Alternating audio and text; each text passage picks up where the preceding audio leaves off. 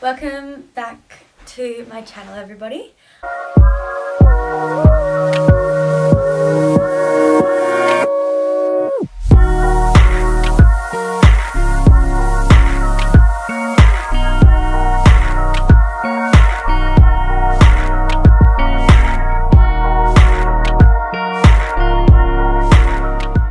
So today I'll be doing a Q&A.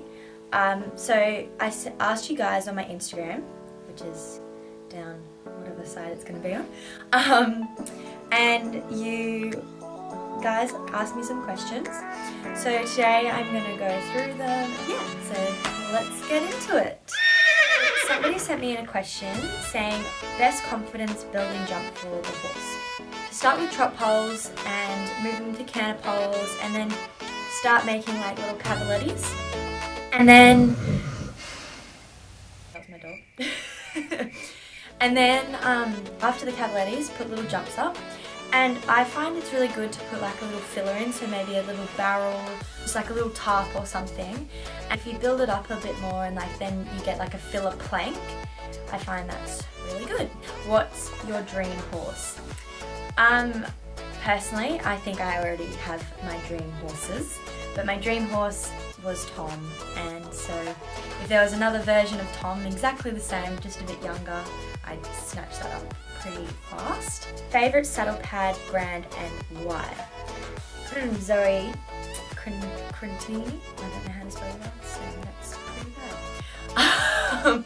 Please correct me if I say this wrong. Matthias, the M-A-T-T-E-S, or however you spell it. Because I don't really use any other saddle pads. Personally, I find that you need a competition saddle pad, a cross-country saddle pad if you do eventing, and then a training dressage pad and a training jump pad. I really like the Matthias brand because they're just really good and they're really comfy for the horse and stuff. Dream adjustment facilities. Well, to be honest, I find my place is pretty much a dream for me.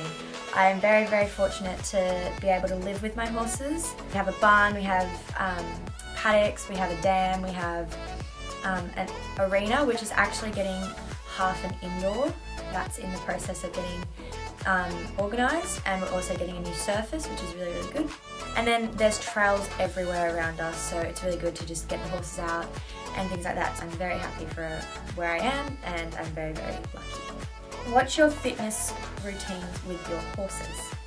So at school I used to trot 2 days a week, and within the second trot day I would do canter laps as well, just maybe 2 laps of the cross-country course at school. We only have roads here, and the trails are a bit rocky. We can't really do much trotting, so we can sometimes go up to the local cross-country schooling, which is like 10 minutes up the road. You have to drive there, and we go there as much as we can. I do flat work quite a lot. I really aim on stretching my horses forward. I do lots of lateral work, and yeah. So what would you like to do when you finish school? I don't actually know what I want to do after school. I'm a year young for my year, so I have another year of juniors ahead of me next year, so I'm planning on competing, riding, getting my horses up the levels, hopefully going to Melbourne and competing in the 1-star there in the juniors. Maybe with P, maybe with Cosmo, maybe with both. We'll have to see how everything goes. And then in the future I would like to join the police force. That is a major goal of mine, but not until mid-20s. I don't want to go in early, as there's so many things that like you see if you're young. And so for now I'm just planning on finding a few jobs. I'm going to get my RSA so I can work in a bar sometimes. There's lots of things I want to do. Lots of things, right. There's lots of things that I want to do, but I just haven't really planned out the sequence of it, but I'll get there. Did you find any of the horses you rode difficult to handle? So if you're meaning Malaysia, the horse that I rode, Remy, the black one, he was very, very difficult to handle. He was very unpredictable. He wasn't lash out like bite or kick or anything, but like he'd be very unpredictable. Like I popped him into canter in the warm-up one day and he just like went bucking bronco on me. He was still nice to handle, like he was very genuine, sweet. He saw grass and he'd pull me, but I mean, if you're talking about my horses at home, all our horses are really good here at home. P and Cosmo are fabulous. P has a shot of like hormone injections to keep her Mary-ish ways down. Cosmo's really good. He can get a bit pushy with dinner and breakfast, but other than that, he's really good, and all the other horses here are really, really good, so yeah. How do you manage school and horses?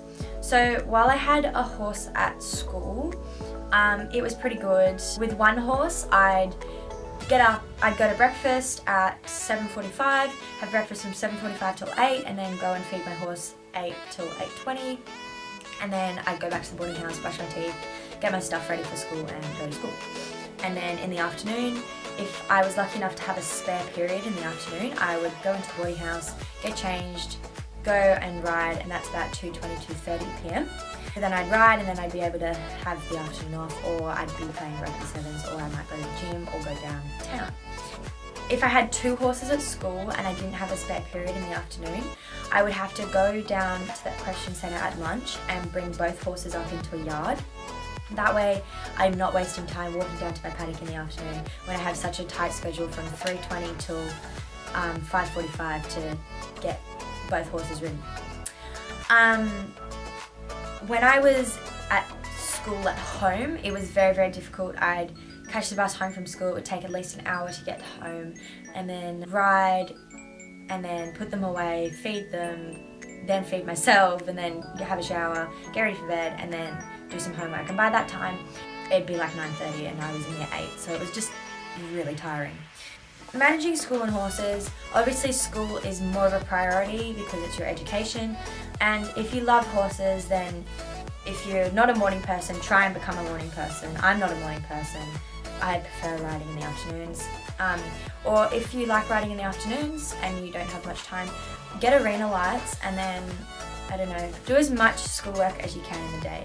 I don't do that, and I wish I do, but now, because I don't have a horse there anymore, hopefully it's like that. When did you begin riding and why? So ever since I was little, I've sat on a horse. My dad bought me a horse for my birthday. Her name's Bose. She's on my Instagram a little bit, not much.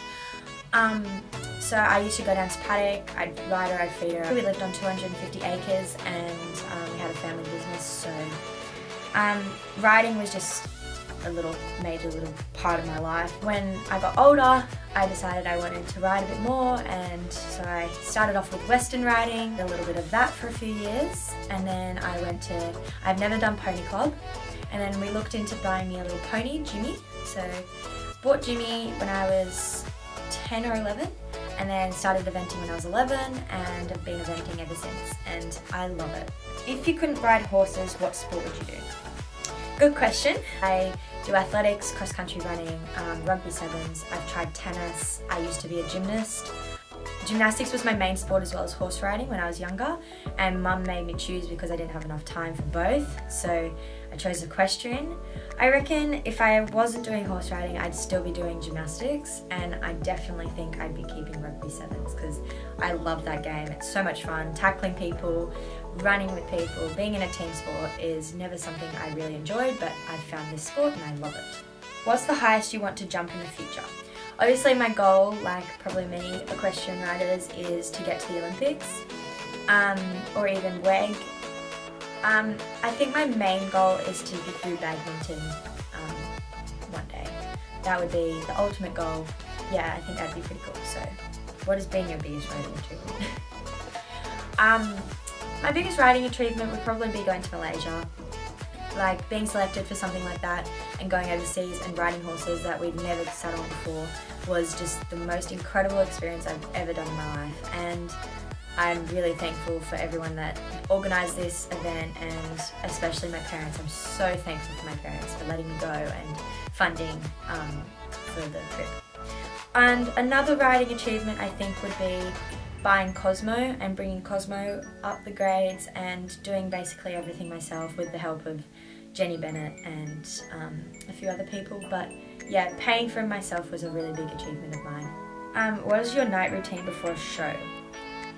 Sleep. Go to bed at like 9, close my eyes, run through my horse's test, or if it's the next day after dressage, I'll run through cross country and just keep it going. Yeah. Favorite TV show? I don't really watch TV, but if I had to choose, maybe like Riverdale or The Bachelor and Bachelor in Paradise and The Bachelorette. They're pretty good. Presentation and plaiting tips for low level eventing.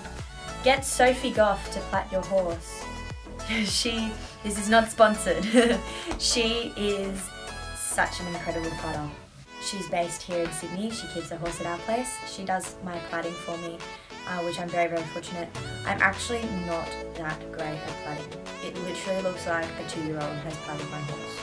But yeah, and presentation, just like oil your horse's feet, brush them really well, like put the show shine on their, is that show shine? Yeah. On like their coat and you'll be right. Pet peeves when horse riding. I don't like it when people see you going to a jump and then they cut you off. That's really annoying. But look, you gotta do what you gotta do, and I mean, in a warm-up arena, just use your voice and just say like, I'm going to this jump, and then people will understand. How different is P and Cosmo riding-wise? Completely different. Completely different. P is very forward and very sensitive with any type of aid. Cosmo, on the other hand, is quite lazy, and he also likes to buck quite a lot. Goals for the near and far future.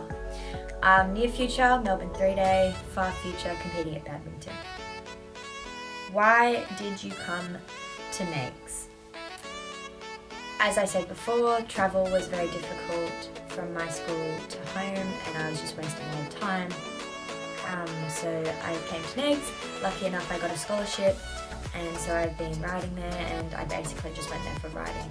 And yeah, so now I'm nearly done, so very excited to leave. That concludes our Q&A for today. I hope you guys have enjoyed it, and sorry it has been such a wait for something like this to come out. I just obviously haven't had time because I've been in year 12 and doing lots of study. So I hope you guys enjoyed it, and I will see you all soon.